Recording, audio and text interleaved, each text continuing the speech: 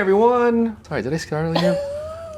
We're going to be talking about the 3 sales fundamentals today. We're going to have a discussion on this. Some of you are going to listen to this and be like, so common sense, I totally get it, but you'd be surprised how many sales professionals in any industry totally screw this up. So we want to start at the fundamental level. And I don't care who you are, what industry you are, I don't care where you're watching this from, these sales fundamentals are absolutely universal. Okay, so Jen, you want to talk about the first one? Yeah, the first one, you guys will all love, because it actually means you're doing less.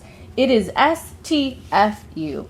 You can imagine what it stands for. It stands for shut the up. The less talking you do in the process, the better. The better for your prospect. They don't want to hear you talk. They actually want to be heard.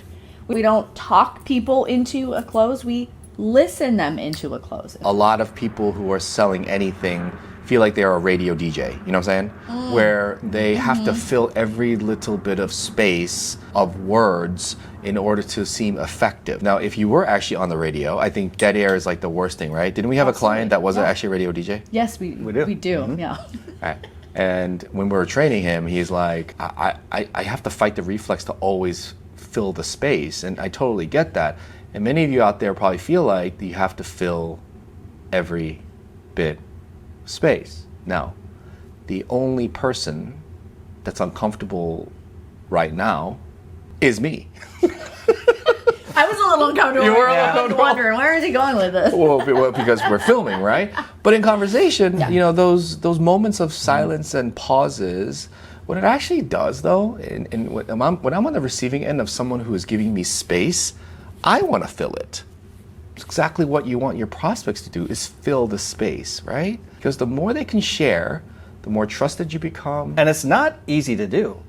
It is not. It's absolutely a skill set. And ask me how I know this. There's been a few times where maybe I should have STFU'd when discussing something with the wife or what have it be, but there is so much power in that. And if you think it's just a matter of closing your mouth, well, it seems that it's just that, but I'm telling you, it's actually a skill set to learn when and how to do it. What's another reason you think that, you know, STFUing is so difficult? Well, I think the other fallacy thinking on our part is that we are educating that person, and the more information they have, the better decision that they're going to make. And that's you know, huge fallacy in thinking. People actually don't need more information to make a decision. They need that process simplified. The internet is the example I always use. Like, I don't know how that works, and I don't need to know. I use it anyways. It's a tool. And so the same thing, you know, more information and more talking does not really make people want to buy what you have. In any sales process, what you need in order to position yourself as that a solution is you need their information. So you need to give them the opportunity to give you the information that you need. The more you're speaking, the less you're hearing them and getting that information from them. So the STFU actually allows them to go internal to think about the answers to the questions that you just asked so that they can help you position yourself as a solution. The best trained salespeople, when they have to STFU, it is you have to work against your midbrain want to try to communicate. Yeah. You know, it's how many times that we sit there and be like, I really want to say this. I really want to say this. Oh God, don't say it. Don't say it. And we have to fight it. And we're seasoned. We're veterans. Like, we've been doing this for a long time. But still, even at this level, and you ask any salespeople at any level, they always have to fight back that urge to want to share. It's so much easier to talk yourself out of a close. Jen and I and Sean, we talk about all the time. Oh, hey, we went to buy this thing, and all this you won't believe how they totally it up because he would not shut up. Because when it's hacked, it's just such a bad experience. I'm going somewhere else. Nothing blows a close more than talking over your prospects, leads, new patients, what have you, and not allowing them to express what they truly want, need, or desire. That's the concept behind STFU. And it's a tongue-in-cheek type of term, and we think it's fun. But yeah, shut the up. How about rapport? I would say that's probably, if not the most important step in any sales process. In any sales transaction, there is a relationship that develops between you, the salesperson, and your prospect. And the only way that you're going to find out what it is specifically that that person needs from you to meet those wants, needs, and desires is to allow them the space to open up. And what the rapport process does, it lowers the tension, let's just say, in that process. It allows that person in front of you to feel more comfortable, to feel at ease. So much so, it's almost like if we're just sitting at lunch and we just freely have an open conversation, because that's how we get along. And that's the whole vibe that you want with your prospect. It's got to be genuine and organic. For instance, I can't say, hey, those shoes, I love those shoes. Where'd you get them? I'm going to get a pair right today, right after work. Awkward. So you like their shoes. But it's got to be super genuine. It's got to come off authentic, just like you're shooting the at the bar. I think that's something that, people find that they're not naturally good at, and there's so many ways to practice this, but manufactured is absolutely the worst, and you can tell when an untrained professional is manufacturing the rapport. People do business with people that remind them of their friends, right? That they can relate to. Just be yourself. And so saying just be yourself, you are the most comfortable person in the room. You know yourself. You can very easily be like, hey, geez, were you caught in that sandstorm last night? Oh my God, Doc, it was crazy. Crazy. Yeah. House okay? As far as I know. All right, cool. Let's go on back. I mean, it is not complicated. Just be a real person. I just want to let you know, authenticity is the new currency. Uniqueness is now more valuable than conformity. And this is maybe in the 90s, 2000s. It's like if you were selling anything professionally, it was buttoned up, tie straight, right? Everything was combed out. You were beautifully groomed. I'm not saying you shouldn't be now, but you know what I'm saying? Right.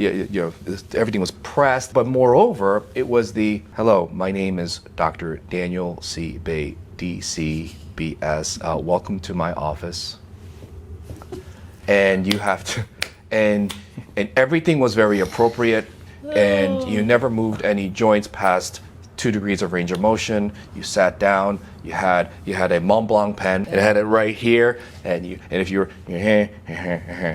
right, maybe that was the appropriate way to build rapport back then. Everyone today, that is completely different. Jen just said people do business with people that remind them of their friends. Be the most comfortable person in the room. That's how we build rapport. Now, can we help everyone distinguish the difference between being liked and being respected? Because I think that's an incredible concept that we need to discuss right now, because rapport doesn't mean trying to be liked, right? Oh, God. No, I see this so often. And unfortunately, especially with women, that we try really hard to be liked. That's the most important thing, is I just want them to like me. Okay, this is not me. You guys know this. Definitely. I am not afflicted with this. Definitely not you. No. But I mean, I wish sometimes you were. but if you struggle with this, I want them to like me, that's going to be a big problem for you in business. And can I challenge you? Okay, I know you speak for the female perspective. This is equally a male issue as well. Is it? Yes, Is it? Yes, absolutely. Oh, okay. It really is. I mean, I think across the board, I don't know, male, female, or something in between, everybody, especially if you're in a service industry, and this is important because as doctors and nurturers and healers, it's like we got into this because we wanted to serve and help people. So generally, if you're in a service business as like that, you're already altruistic in nature. And by the way, it's highly admirable, right? So that comes with the territory. How many times have you heard, but you know what? He was really nice. She was really, really nice. But that's where it was left. Hey, we've all gone through breakups, right? You know what? He was a really nice guy, or I didn't go on a second date because he wouldn't shut the fuck up. But there is a time to be liked, and that's okay after you've been respected. You know what it tells me is if I were in a sales transaction and the person across did not close, and they said, you know what, thank you so much, you were very helpful, very nice to meet you, and walked out the door. That means they didn't respect me. You know how I gain their respect is if I listen to them, I let them talk. I honestly, watch this here, figure out what the hell it is that person needs. That's where you gain their respect. That's when they felt listened to, they felt heard. And when they know that you understand exactly what it is they need, you'll have all the respect in the world. And once that happens, sure, you can be liked. Totally. Well, they will turn out liking you 100%. Because you've done right. How could them, they not? Right? There's a fine line between that. Yeah. But the respect must come first. Must come first. Third one is asking skilled questions. That sounds so like broad. Duh. Like, how do you ask skilled questions? I know was how to a ask dumb question. questions. That was a dumb question. Like, how in the world do you ask skilled questions? But such an art form of asking skilled questions. Let me first start off by talking about why you need to ask skilled questions. Number one thing is if you don't ask the skilled questions, you don't get the appropriate responses. If you are having trouble getting appropriate responses to questions, that's your responsibility, right? Because you are the professional. You have to hold yourself to a higher standard, is what we're saying. Can we give him an example of a skilled question here? So, often in doctor consults, we want to know how long someone's had the problem. So, Sean, how long have you had the neck pain? 2 weeks. That's what you're going to get, right? So for most people, they're going to give you the easiest answer, the most quickly accessible answer, because you asked a fairly basic, boring question, right? How long have you had it? Unskilled. Oh yeah, sorry, that's the nicer version of. So rather than that, why don't we ask it in this way? So Sean, when is the first time that you recall having any type of neck pain whatsoever? Oh, it's been going on for years. How many years would you say? I would say I've had this neck pain since I started that new job down at the bank. Oh, great. And how many years ago was that? That was 8 years now. Got it. So Done. now we've gone from a problem that was 2 weeks to a problem that is now 8 years. Now there was a lot of technology built into that in terms of why did I keep asking him how many years, asking him to actually say the number of years. Like all of those details really matter. Because instead of him having a 2-week problem, now we've uncovered through the questions that he's had an 8-year problem. And what it does to the patient in this situation, rather than telling the patient that, hey, you have a problem, I look at 2 weeks as a symptom, really. But now that we've got them to uncover that's been going on for 8 years, in their own mind, they're closing themselves. They're saying, holy cow, this is not a 2-week problem. This is an 8-year problem. Yeah. I'm fed up. I should not have had neck pain for 8 years. I need a solution. I need to see if you're the one. One of the things you have to understand is that your clients, prospects, new patients, new leads, etc., are not skilled in communicating your industry, right? They're not going to use the same words, so they're completely clueless. So it's up to you to ask the skilled question. So if you're in the waterproofing business, I would ask, let me ask you, prior to this particular, leak situation, when was the first time you recall having any type of like water issues in your basement at all whatsoever? It's the same question in a completely different industry. Client, homeowner says, you know what? I remember we had that big nor'easter. It was a big storm, and we had some leakage into our window wells. Yeah, that was when, we were having a graduation party for my son. Follow-up, skilled question. How many years ago was that? Homeowner, well, he's 20 now, he graduated, that was about 2.5, 3 years ago. Got it. What you've done by asking a still question is that you've timelined your prospects to go back when the problem first started. Yeah. All right, so minimization. Your clients, prospects, new patients, leads, whatever, they're going to minimize when you allow them to. Take the case of the doctor asking when they first had the problem. Well, 2 weeks ago was the easy answer, minimize. In reality, it was 8 years ago. The homeowner, this is a new problem. No, it wasn't. This is a chronic problem that just happened to be exacerbated by a big storm, right? So they minimize because they don't want to invest time, energy, and money right now because they're scared to. Someone thinks something happens to my house, like, Right. I want to lie to myself that it's okay. It's not a big deal. You know what I'm I don't saying? need a whole new room. Oh my God. Just a little. Just give you one. Just a little bit. It's just a little One damage shingle. over it. Yeah, One we'll start with one shingle. After that huge hailstorm with softball-sized hail, how's my roof? Well, insurance is not going to cover it. Well, I think it's okay. Your leads, clients, new patients, what have you, are going to minimize at all costs, right? And it's not your job to call it out. It's your job to ask those questions to get them to realize the real answer. So it's not like, oh, that's not true. You're minimizing. How long has it really been going on? You're not going to get anywhere that way, obviously. And the other reason that people may be minimizing with you is because, what did I say in the outstart? The most important thing in any sales process is rapport.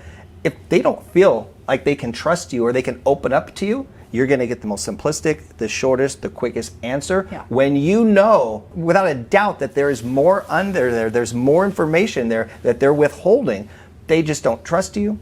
Obviously, they're going to minimize. They're not going to tell you everything right up front. And if they don't take it so fucking personally. Yeah. Because you got to be thinking, who are you? So doc, salespeople, professionals out there, whoever is watching this, if you like this stuff, you got to help us out here. We want to develop this YouTube channel to bring you stuff like this more often. So if you can, hit that subscribe button, hit that bell icon, okay? And by the way, we're not trying to monetize this channel. We just want to reach as many more people out there. And on a selfish level, I want to, as a consumer myself, I want to meet better salespeople that are selling me my goods and services that I want for me and my family. Totally. Make sense? And that's like, because I'm telling you, it's horrible out there. Like, I want to buy something, I can't. You know how annoying that is? Like, I can't. And even my wife Sheila's like, No. I'm like, I know, I can't. But can I? No, you can't. I mean, we can't buy stuff. I really want, I like the buying stuff. Please, help a brother out. The selflessness of a salesperson. Yeah, that's all I want. All right, everyone, it was great. Had fun. Leave a comment below if you liked some more tips on anything that you want for us to talk about. Hopefully we built some value for you guys. We'll see you guys next time.